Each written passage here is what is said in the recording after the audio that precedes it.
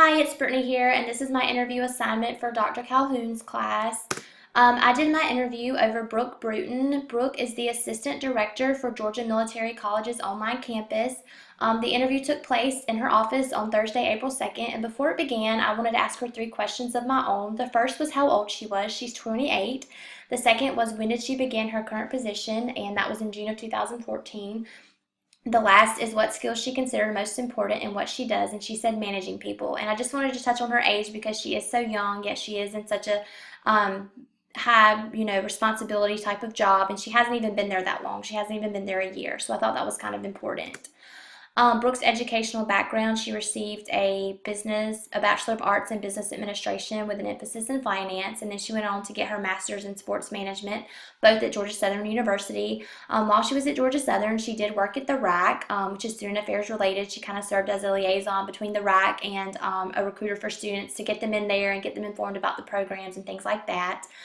She went on to work at Buckhead Business Consulting, which is a business-to-business firm for Staples big office supplies, which is known as Quill. The actual company is called Quill. Here she was an account executive where she was over 7 to 10 people on their sales team, and then she went on to become an admissions counselor at Georgia Military College, which is my current position, from 2013 to 2014 before she got promoted to assistant director.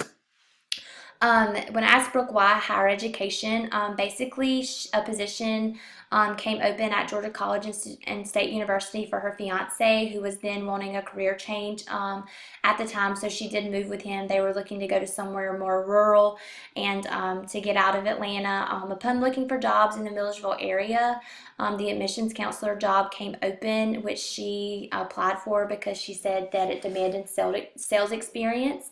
And although she had never worked in higher education, she got the job and says she began to gain a love for all things higher education. While she was at an admissions counselor, she did teach 2 classes, a PER 101 and a PER 102, which are the college success classes. The PER 101 is a critical thinking, and the PER 102 is an ethics class. The best and worst parts of the position, Brooke said the best and worst parts can be both working with students. She says the best part about working with them is being able to provide an education to those who may not normally be able to get one otherwise because they are not your traditional student population, which in our case we do have a lot of non-traditional students. And seeing students who have the right to an education, being able to help them complete it is a privilege, she said. Also, working with other campuses and having the same visions and goals for all of our students. A student may be at a particular campus within the state, but then get stationed elsewhere, or something come up and they can't no longer be at that campus, but they can still finish their degree online. And she says that's rewarding as well, being able to help them do that. The worst thing is issues with students' accounts or any issue related to the admissions office, advising, financial aid, etc., that can't be solved by the staff departments. Basically, she becomes the ultimate person who these problems fall back on, and because the student is usually already angry when they get to her, she says she feels like she's putting out a fire. Anything she can do and say to, help alleviate the situation and try to, satisfy the student, whatever the case may be. Brooke is satisfied with higher education as a career choice. She spoke about how she did not realize that this was the field she would end up in, but she is very satisfied that she did fall into such a position and that she really does enjoy it. The only reason that she wouldn't enjoy it is, like I said previously, putting out fires with students in other departments. The position is very challenging, she said, and it differs a little every day. And she says this is nice because she isn't doing the same thing day in and day out and kind of getting, weary or tired of it. But she comes in every day and it can be different than the day before. Her future aspirations are to ultimately become the director of the online campus. We do have a director right now, but he's also the assistant vice president. He's the vice president of information technology, so he actually does not get to meddle as much in the online campus, so she kind of already does have all the responsibilities that he has as well. Also, she would like to teach again upon retirement, or maybe if she could get an assistant to help her with some of her job duties where she could teach again and give that 100%. She said that when she took on the assistant director position, she knew that she couldn't be able to do both. The advice that she gave me, and this is pretty much word for word, she said take on as much as you can in different areas because you never know if you will like another area or if you may find your niche. She said to wear as many hats as possible and value your experiences. and I can definitely see how she did this and was able to get into the position that she's in now.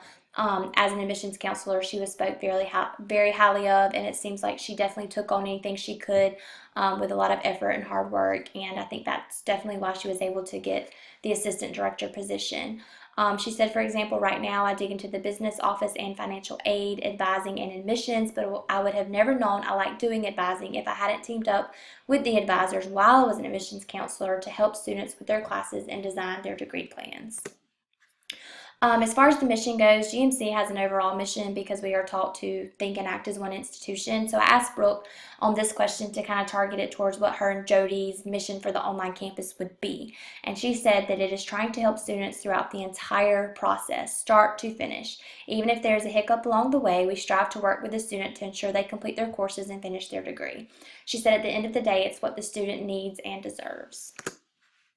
As far as the staffing and organizational structure goes, we have the admissions department, which consists of 3 admissions counselors and recruiters.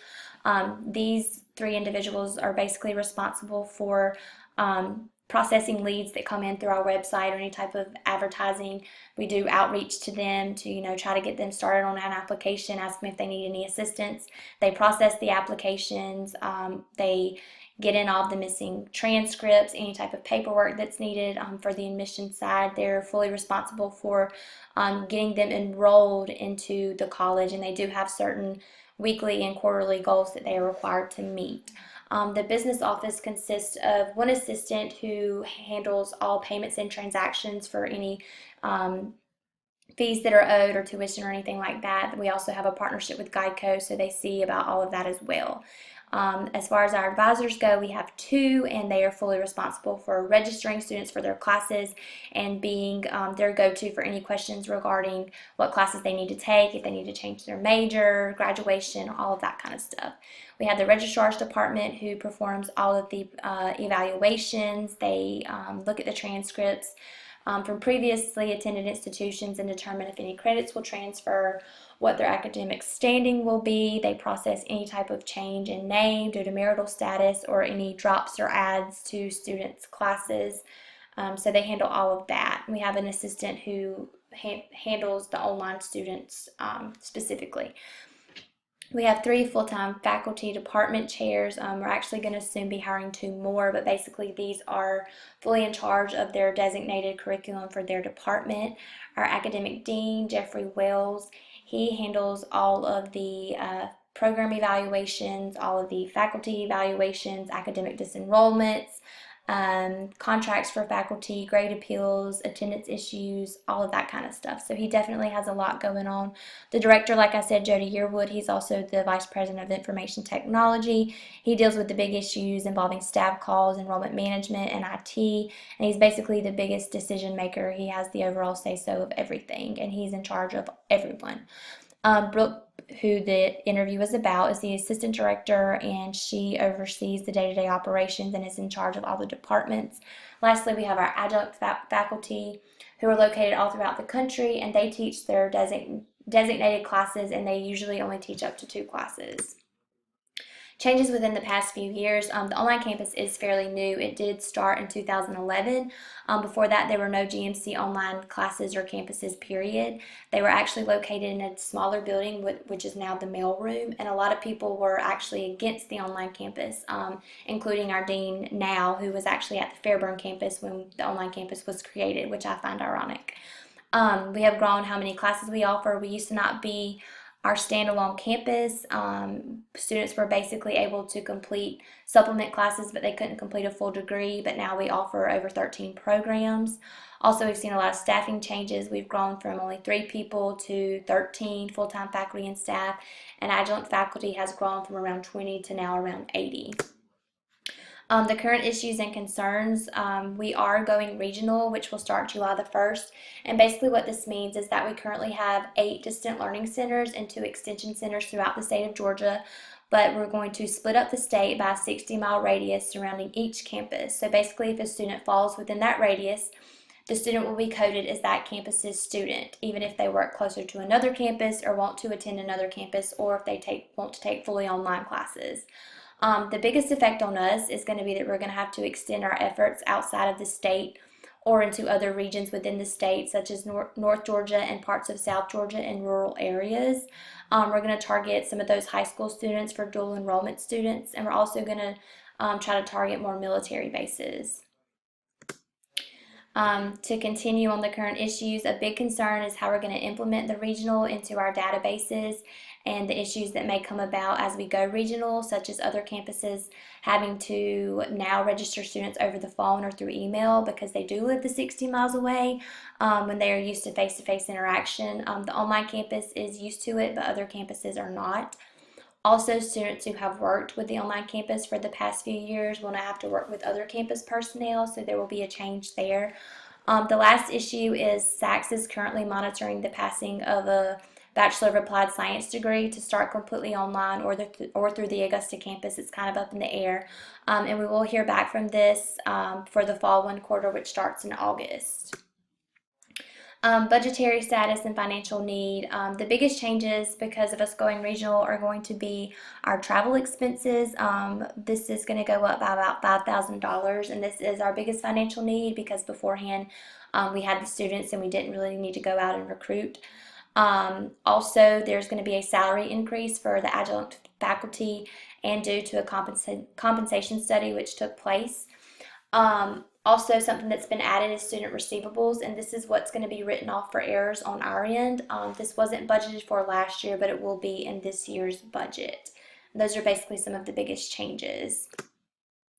Within the last 5 years, the online campus, Brooke said, the biggest accomplishments have been the growth of the staff, obviously, going from 3 people to 13, and providing employment opportunities, growing from offering just a few degrees to we now offer over 13.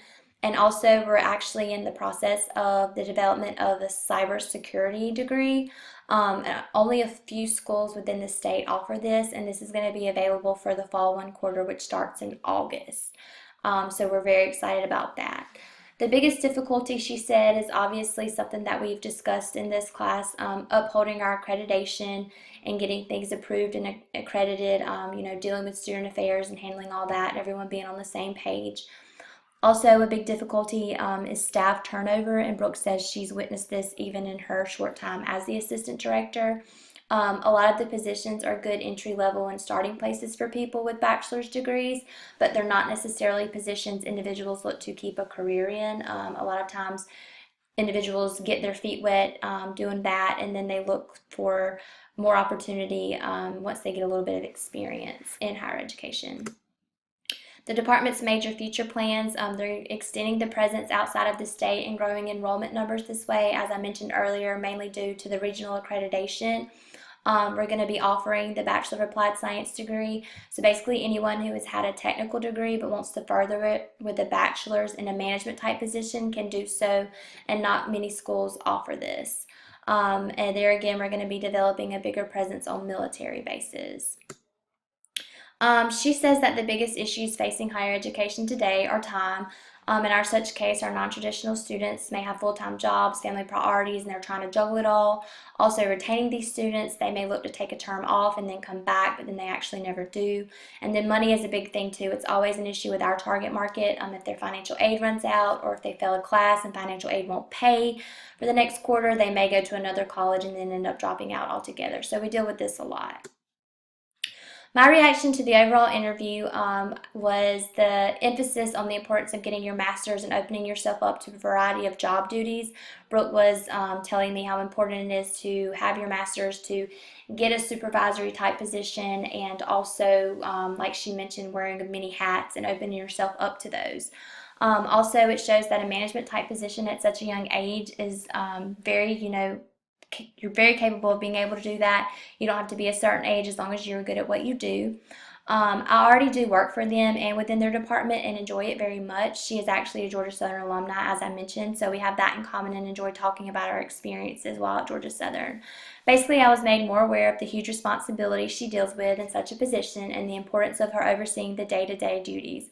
I think the interview went great, and I learned a lot of things about higher education and the online campus that I did not already know before. So ultimately, it was a huge success, and I really enjoyed sitting down and talking to her, and I'm glad that I had this opportunity. Thanks so much.